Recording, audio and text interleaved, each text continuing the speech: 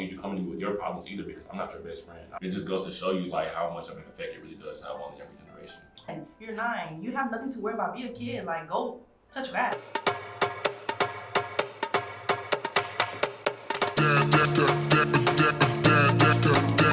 Thanks for tuning in. This is The Digital Gist. My name is Nancy. I have a couple of friends with me. I'm Brian. Nice to meet you. I'm Blessed. My Instagram is blessed.tamuno.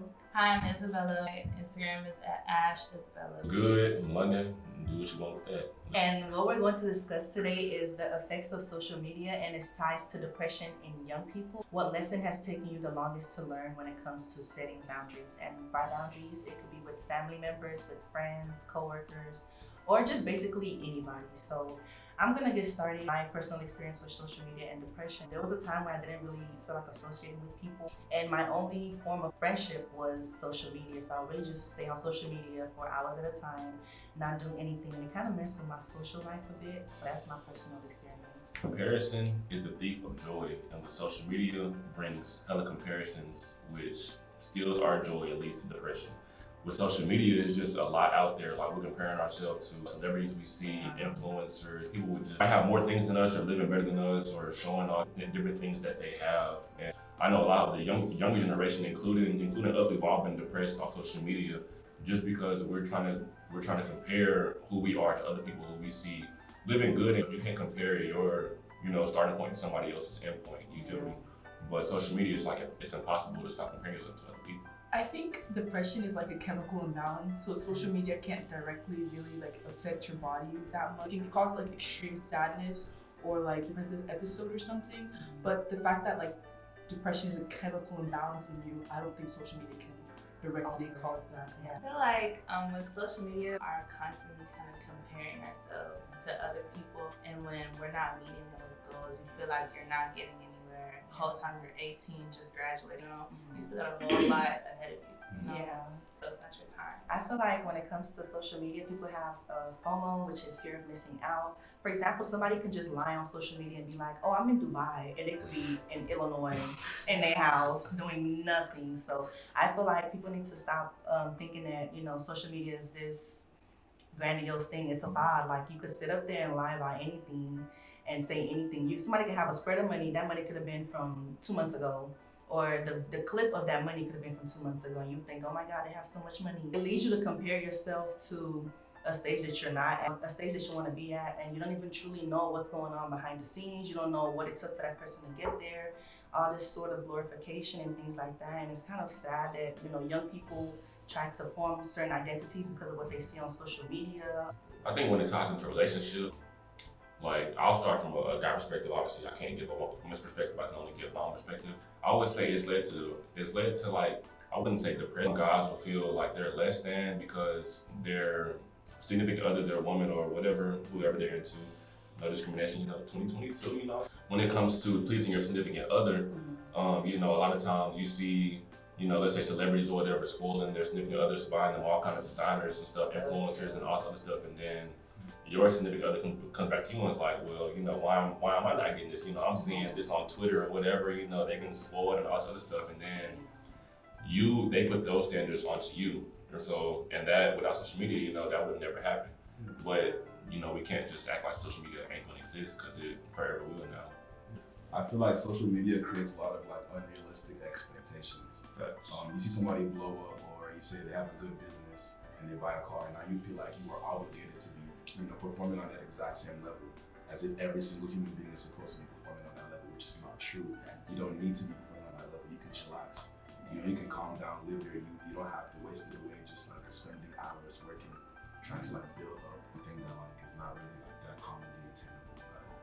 I think age discretion should be on social media, because at a certain age, like when you're younger, it's like, okay, it affects you more, but as you grow older, you naturally get more mature, and at that point, you know so much, it shouldn't be that big of a deal for you. If it still affects you that much, I think that's just a sign of immaturity, especially with these kids coming up nowadays that like the whole time they've been on social media. They probably have like what matters more to them, their whole life is on there, like middle school pictures, all that stuff. It's like, oh my gosh, that's the worst thing to worry about. But they're out there like tweeting their thoughts, those kind of things that like later on they obviously regret. Like I have to have a brother and sister, you know, they're 9 and 10 respectively. All kinds of social media, Instagram, TikTok, whatever it is, and my sister and my brother, they have like 1,000 followers on TikTok, and like they have to post on there every day, and if they don't get a certain amount of likes, like my sister will call me like sad, like my post isn't doing good, I'm sad, like bro, why are you letting like you know what I'm saying? I'm like bro, like bro, my sister is 9 and she already feeling depressed if her video don't get X amount of views or this and that. I'm like, bro, you're 9 years old, like why are you going through this because of social media, bro? But it just goes to show you like how much of an effect it really does have on the younger generation. I agree with like the age restriction. I feel like you shouldn't be 10 on social media. What business do you have on social media? Why can a 10-year-old see nudity? Like why does a 10-year-old need to see, you know, guns, money, nudity, all these other things on social media? I feel like it definitely needs to be restricted for younger people because I feel like that's where that comparison stuff starts from, because you're 10, you're 9, you have nothing to worry about. Be a kid, like go touch grass, go play frisbee, go play football. So how do you restrict it though? Because you can, like a kid can get on there. I was gonna ask you, are you above 21 or not? Yeah. They can click yes and still get in what they want to get in. So how do you restrict that if you say that is the cure to it? Well, I mean, it's honestly up to the parents. Yeah, they could limit how much screen time their kids get. They could take the kids out to go play, you know, with other children. They could put them in sports. That takes away being in sports, because I played volleyball. It took away a lot of time from me being on my phone. So there could be an extracurricular activity, sports, whether it's debate, speech, swimming, anything that relates to, you know. But think about it though. How many parents these days is taking their kids out to play? That's what I'm saying. Like, it's really dependent on it ain't how we grew up no more. Like, it didn't have, like, we the last of that generation that grew up outside. And like, some fun there will never be another outside generation, I don't think. That's after us. And also it's the safety aspect. Like nobody is gonna let their kid. Like, in this day and age, people are crazy, murdering, kidnapping. They do a bunch of weird stuff. So it's like I'm not gonna let my kid go outside and go play at this time. Like it's this dark outside. You're not going anywhere. You're staying indoors. And so the only other form of entertainment will either let's sit around the table and talk, you know, like a family, or you know, you could be on your phone, be on your iPad, and you know, start watching a bunch of stuff. Even on YouTube, they do age restrictions sometimes. But there was a time there was this thing, I don't know what it was called, but like this very weird character that was on YouTube that was like terrorizing kids. I don't know if you remember it. Momo or something like that. Like little stuff like that can come into kid-friendly shows or kid-friendly videos or whatever the case may be and terrorize kids. And you know, that's still something that they put as an age restriction, but it still happens to be there. So it's like you really can't control the aspect of social media for kids, to be honest, 100%. You just have to monitor your kids and see what they watch and tell them that this is not good, this is bad, you shouldn't be watching this. You know, I'm gonna put you in a sport, or you know, I'm gonna figure out what else you like to do as a kid. Find out what piques your child's interest instead of just giving them an iPad all the time. Like, that's another way to curb it. I think the sucky thing about it is social media is such a small part of the internet as a whole that like, oh my gosh, if we're just talking about social media, it's like very specific. But thinking about like things like Omegle, like going on the dark web, kids are like smart enough to really like dive in there, dealing with some shit, which really sucks. With social media, and I was talking about like how it affects the youth. I kind of agree with that because like nowadays you see kids, like girls, like they be in like the 6th grade.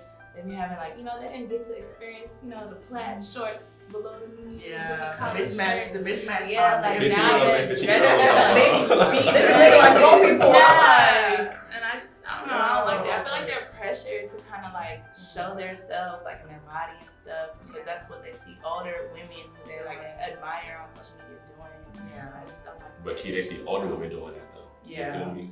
Yeah, well, like they think that's how they're supposed to look. Yeah. Like if you see the average 13-year-old, like you'll be like, "Are you 13?" And you, like, there's something in the water. Yeah, it's like they be looking like our age, 20 plus, and I'm just like, bruh, like my little girl's 15. This her freshman year, and she just finished her freshman year in high school, and she looked like a grown woman. Really? Like she 14, 15. I'm like, damn, bro. Like, she just that's not crazy. No more. That's the crazy part. Like I feel like it's just a strange thing, and I feel like as a parent, just monitor what your child does.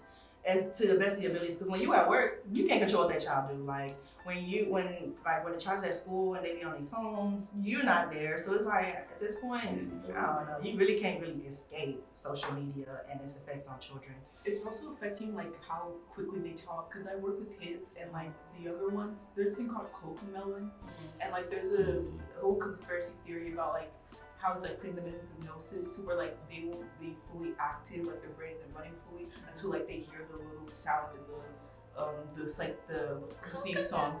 Yeah, it's Yeah. like really It's so weird. Like, oh my God. I've been wondering why kids be so happy when they hear that tune. Like, what Like goes they in perk their up, brain? the ears perk up, and they look for fun. And the parents just be letting them watch it. I'm like, stop letting your kids watch that stuff. But They're like Business. really bad pacifiers. yeah, like they keep getting stuck to that stuff. Like, it's a show. Why are you so stuck to a show? That's very strange.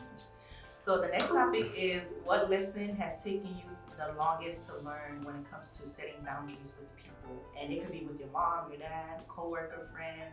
It could be brother, sister. I can talk about every single one of them, goddamn. One for each person. One person, started with my mom, so a little background, you know, raised by single parents, so my mom was always my backbone, my best friend, my other half, whatever, growing up, so I always felt like I had to make her happy. Long story short, as I became, you know, in my older years and became into a grown man, I had to realize, like, I had to set a boundary with her, because as I got older, she started treating me like I was her best friend. Like I said, she's my best friend in a way. But at times, you know, I need her to be a mother rather than being my best friend. Like, I don't want to talk to you like a friend. I need you to set me straight and tell me what to do rather than just laughing with me or not even like taking what I'm going through serious in a way just because you're looking at it like I'm your friend. So I had to set a boundary with her, like, I don't need you coming to me with your problems either, because I'm not your best friend. I no shade to my mom either, but it's like, I don't need your trauma on me.